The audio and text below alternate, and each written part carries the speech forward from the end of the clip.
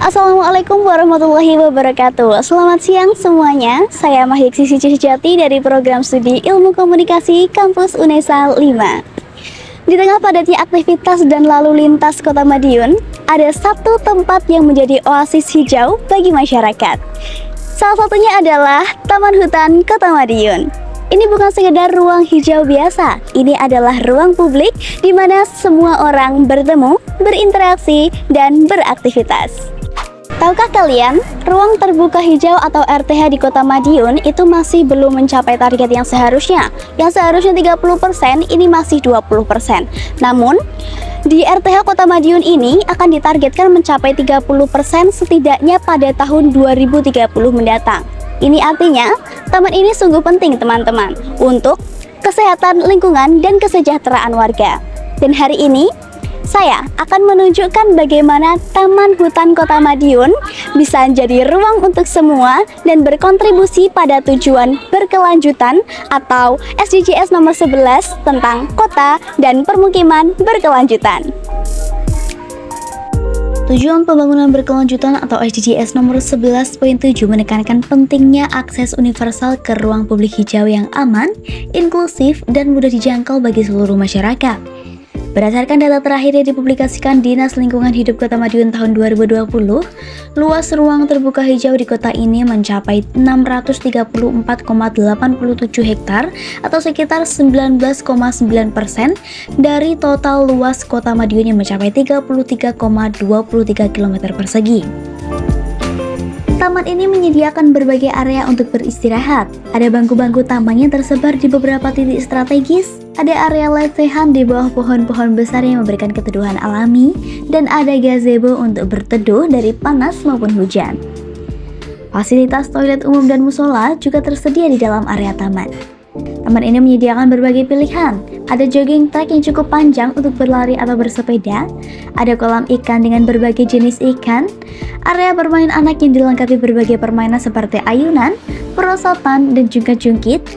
Ada kolam kecil untuk anak-anak berenang. Kalau dibuatnya atau dibangunnya kurang lebih 2017 awal. Terus kurang lebih luasnya 1,5 hektar. Kalau untuk tahun ini penambahannya cuma untuk kolam anak aja, nanti sama mainan yang di belakang itu ditambah juga untuk anak-anaknya. Tahun depan paling perbaikan untuk kolamnya diperbaiki lagi lebih bagus, tambah nanti ada peternakan bebek telur di belakang nanti ya. Ini belum ada ya Pak? Belum ada, ini cuma pembuatan lahannya aja untuk tempatnya. Cara menjaga taman itu tetap bersih, aman, sama nyaman, itu gimana Pak?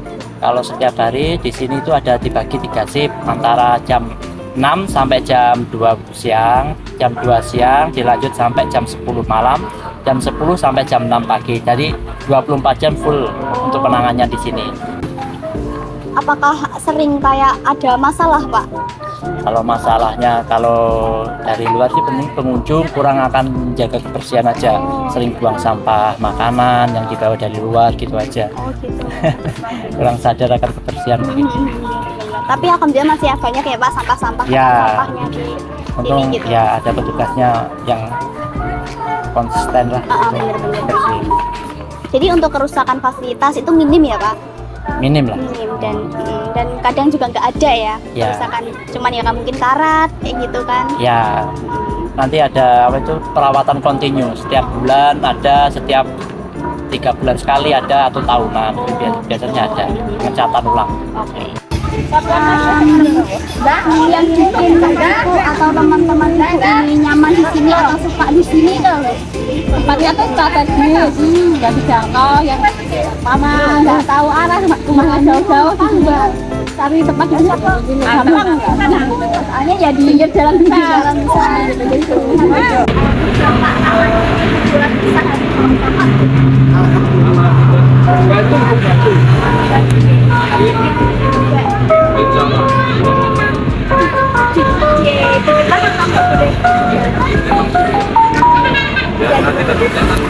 Parkiran penuh, banyak mobil, banyak motor kan.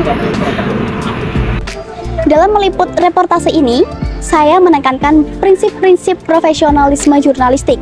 Menurut Mas Duki, pada bukunya yang berjudul Jurnalistik Menata Profesionalisme Reporter dan Penyiaran pada tahun 2004, yang pertama adalah objektivitas. Saya menyajikan data dan fakta itu dari sumber-sumber kredibel dan dapat dipertanggungjawabkan.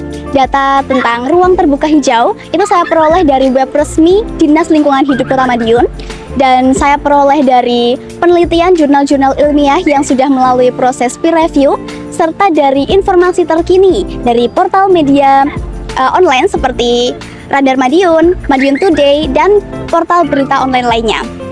Saya tidak menambahkan opini pribadi saya pada saat saya menyajikan berita atau menyajikan data. Saya membiarkan fakta itu berbicara dengan sendirinya. Yang kedua adalah akurasi. Saya melakukan observasi ke lapangan langsung. Saya mengecek fasilitas yang ada di taman ini menggunakan kepala saya sendiri. Yang terakhir adalah berimbang. Saya mendengarkan perspektif dari berbagai pihak yang terkait. Ada perspektif pengelola yang bekerja langsung di taman, memahami tentang operasional sehari-hari. Ada juga perspektif masyarakat yang merasakan langsung manfaat dan kekurangan dari taman ini.